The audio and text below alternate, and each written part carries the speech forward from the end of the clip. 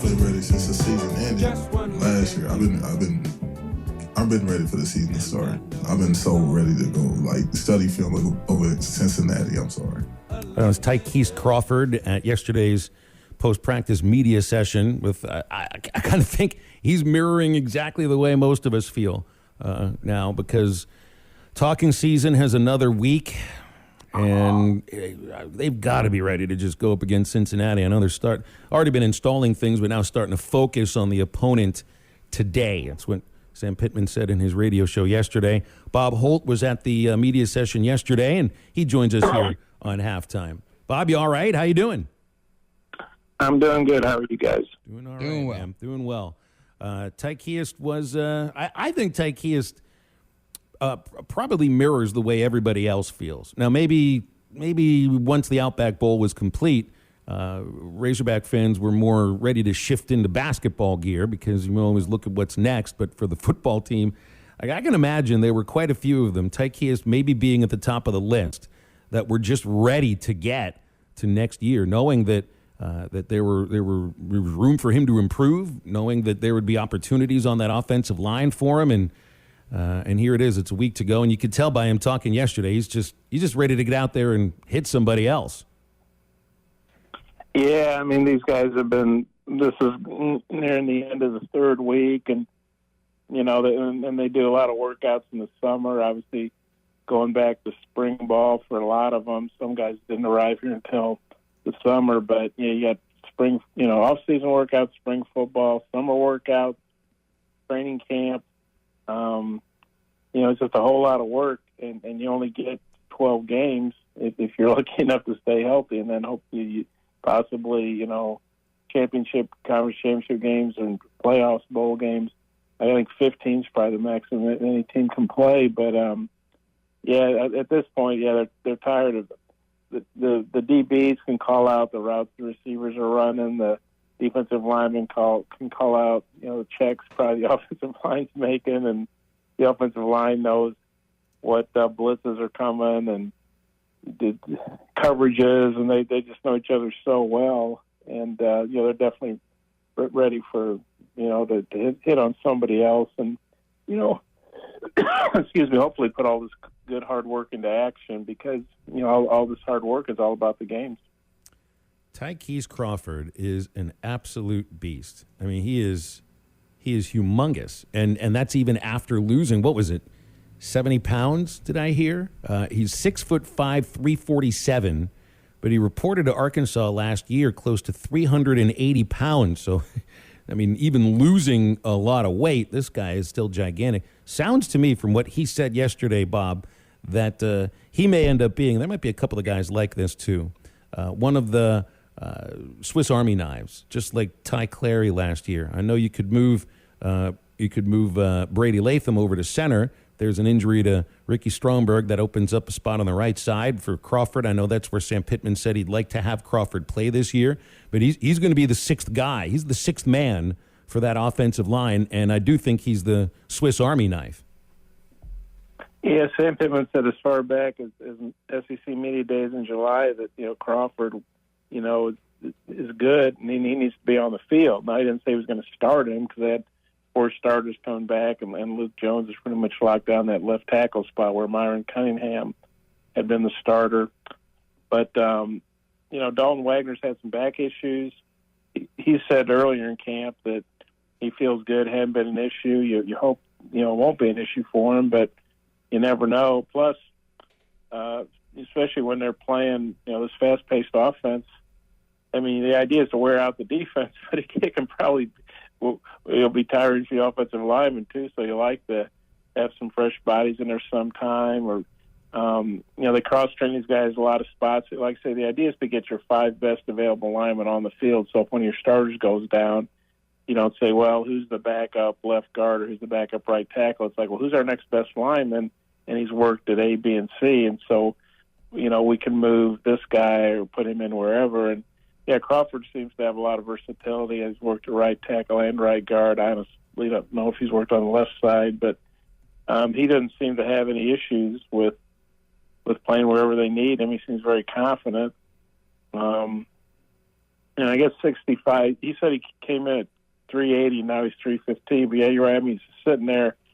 I mean, when you see him in pads, he's massive. And when you see him just sitting there in a polo shirt, he's pretty darn big too. So, and he's a guy who transferred in from Charlotte, where I'm sure he could have started at Charlotte as long as he was there. But he came in and was a backup last year, and he may be a quote backup this year. But like you said, I see him as the next guy in. Whether they want to give somebody a break or somebody gets hurt. So I think he's going to play, significant snaps this season. I'm sure he's excited about that. Sam got talking a little bit about memories of Cincinnati. Coached there 1 year, and again, he's coached kind of almost everywhere east of the Rockies, and I only mean that in positive ways. But he had fond memories of Cincinnati. I know he coached on a coaching staff that had a couple of NFL head coaches. Yeah, I had not realized that until I knew Rick Mentor was the coach. I didn't cover Rick Mentor, but I knew he'd gone to Henderson State, and he was a GA here in '78 for Lou Holt, and he's head coach of Cincinnati for several years. He was defense coordinator at Notre Dame. And I knew he was the head coach. I did not know that John Harbaugh and Rex Ryan had been on that staff. And you look, and there's a couple other guys that had extensive NFL experience. Of course, Sam Pittman, a successful SEC head coach, was on that staff. So it just goes to show you that everybody start off at the top. Nick Saban was a GA at one time. All these guys were. Probably start as GAs, and so, but that was enlightening to me, or eye-opening. That wow, that's a heck of a good staff Sam was on, and he has moved around a lot.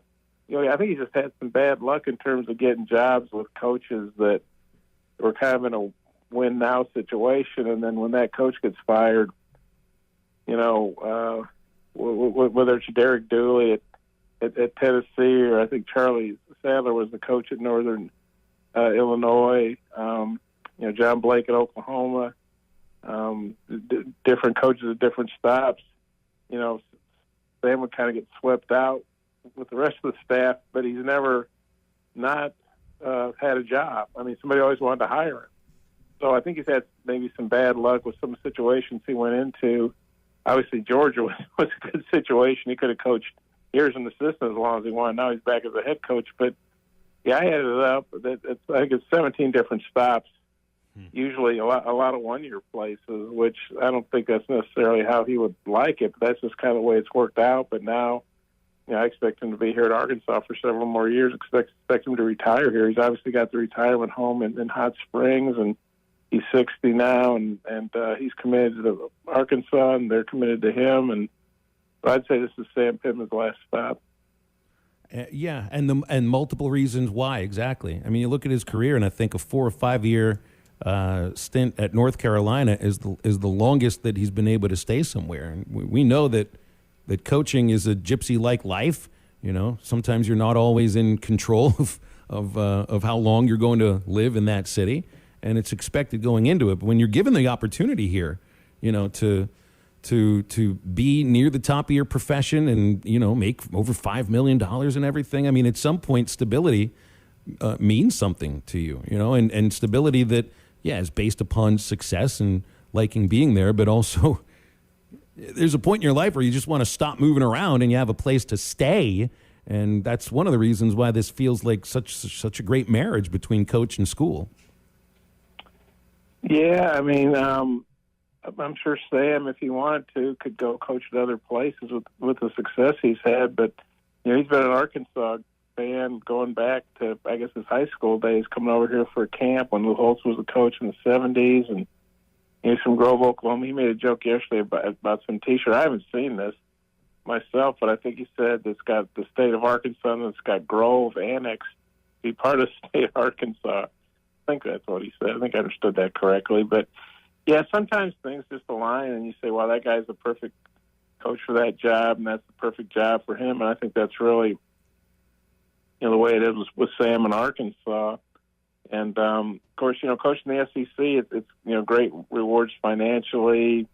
You have great facilities and fan bases and all these things. But the flip side of that is you need to win, And I don't think people expect Arkansas to win like Alabama. That's not realistic. That doesn't mean they can't compete for SEC and national titles. You think about how far Arkansas has come in the last couple of years. It's kind of mind-boggling to think they would go 9-4. 2 years removed from 0-16. Back-to-back SEC years, and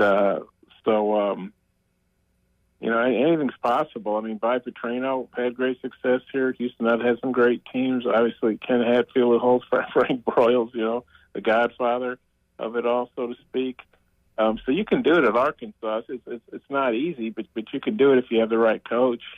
I think his history is showing, and I think at this time, Sam is the right coach for Arkansas. It can be done here. Just need a lot of things to line up there, Bob. And one thing, it seems like Sam thinks that everything is lining up. And this coach's show yesterday made the comment of a lot of teams, they feel like they have some weaknesses and they have to hide it. But he said that they don't. They don't feel like they have any weaknesses.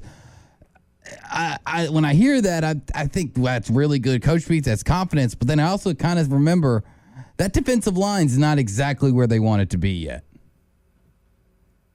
Well, they've got experience back there, but they lost all three starters, but they definitely have some experienced players in Isaiah Nichols and Eric Gregory. And, Torian Carter just a huge loss. That guy was really having a great spring and got hurt, and we don't know if he's going to be able to play this year or not. But that was a huge loss. But Terry Hampton, the coach from Arkansas State, I think has come in and really impressed with his strength, and he's going to be able to help him. Cam Ball, redshirt freshman who was out of camp earlier but is back. I think he can help him. So, and sometimes they only play one tackle. If they're going a three-man line, sometimes they play two. But yeah, they don't. I don't know if they have an all-SEC caliber player there, and obviously you like have some all-SEC type defensive linemen. I don't think it's necessarily going to be a dominating line, but I think it can be a solid line, and you feel pretty good about the linebackers with Bumper Pool leading that group, and big deal to have Jalen Catalon back. But yeah, if you're looking at positions that maybe have some question marks attached, you might go with the line. They've obviously got some experienced guys on the edge. Zach Williams and Gregory can play out there. They've got some transfers to help, but yeah, they do look like they're in good shape in a lot of different positions. Mm-hmm. My whole thing with Arkansas is the schedule. It's just such a tough schedule, and a lot of games could go either way. And if they're going to win, 8, 9, 10 games, they're going to have to pull out a lot of close games, I think. Mm-hmm. One thing that has turned from a question mark to what a lot of us are expecting to be, a very important part of the offensive and an exclamation point is the wide receiver core. But two names that we haven't heard a lot about, when it comes to their roles in this wide receiver core would be Bryce Stevens and Keytron Jackson.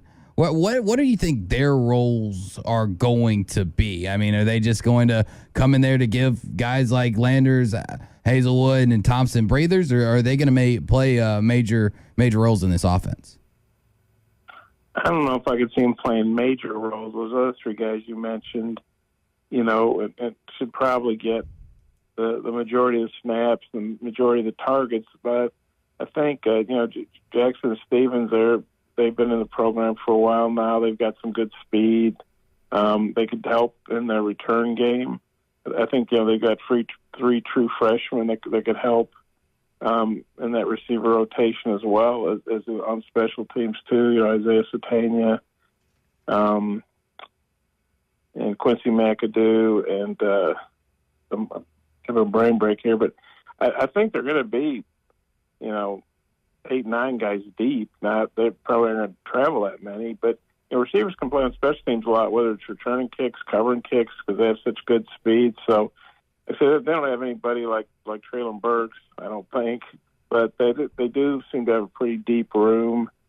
And Landers is coming and adding a lot of speed. As a transfer from Toledo who began his career at Georgia. So yeah, that's gone. Now, they haven't played any games yet, so we got to see what happens against Cincinnati. That's obviously a good test early, and then they jump right into the SEC against South Carolina next week. But from everything we've heard from camp and a little bit we've seen some nice catches by those guys. That receiving group has gone from being a question mark. You feel like that could be a strength for them, but season hasn't started yet either. All right, last thing, Bob, when trick of the trade sort of stuff. We've gotten answers about this from Mike Irwin, from Clay Henry, the guys that have the experience of what it takes to see what you need to see at practices, and people who have covered the team back when you could watch every practice and go talk to who you want to talk to, and then have everything sort of selected for you and curated, and you only get to watch 20 minutes. What is a trick of the trade that you currently use to get the most out of your 20-minute viewing session at practice? Well, it kind of depends on what I'm working on, but if I'm going to be writing about a particular position group, once they break into their positions, I like to go, kind of focusing on that. Well, one, make sure who all is working in that position group, make sure some guy hasn't moved, from tackle to end, or receiver to running back, or tight end to tackle, whatever, maybe offense to defense. I kind of like to focus. I think it's very hard to get a big picture view in 15 or 20 minutes. You can do that, but I think it's hard. I mean, you can get an idea for the pace of practice. But what I like to do, of course, Tom Murphy's out there most of the time being the main eyes, but I like to focus in on a certain group, a position group, and, just kind of see who's doing what, who's looking good, who seems to be getting first-team reps, maybe how they're interacting with their position coach. Is he having to get on them a lot, or does he seem pretty happy with what they're doing and the enthusiasm of it, all that? So I kind of like to focus on a position group, although obviously that can cost you some big picture stuff, but that's what I like to do. All right, well, trick of the trade from Bob Holt, who knows lots of tricks of the trade. Bob, appreciate you, man. Let's do it again next week. Okay, you guys take care. All right. Appreciate it, Bob. Holt, Arkansas Democrat-Gazette. Maybe do a segment, Trick of the Trade, with some of the real veterans and know what it's like to cover this team in many different ways for many, many years. Also, a shout-out to our friends at Crabtree RV Center in Alma. They've been serving the River Valley for over 72 years. Family-owned on a 17-acre site right there at the junction of I-40 and I-49. 26,000 square foot indoor showroom. Got an RV park, service, and parks department right there next to the Cracker Barrel in Alma.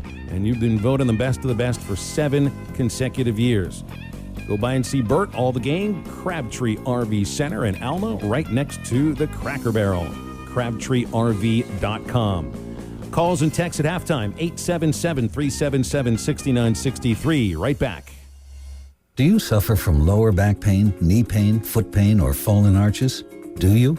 If yes, just stop and write this magic word, G-Defy, G-D-E-F-Y. What is G-Defy? G-Defy is the footwear designed by Gravity Defier Medical Technology with the worldwide patented VersoShock sole. Their shoes are clinically shown to relieve pain by a double-blind clinical study conducted by Olive View UCLA Medical Center. You can try a pair for 30 days with free corrective fit orthotic inserts. If you're not satisfied, just return the shoes for a full refund and keep the free orthotics as a gift. Put an end to suffering.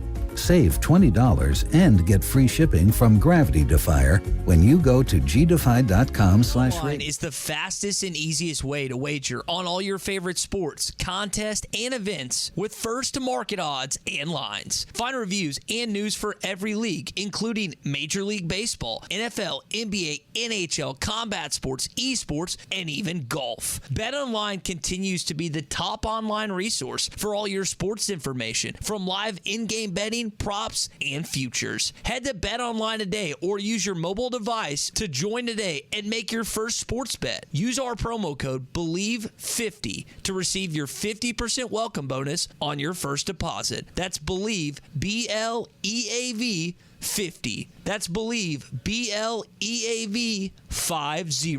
BetOnline, where the game starts.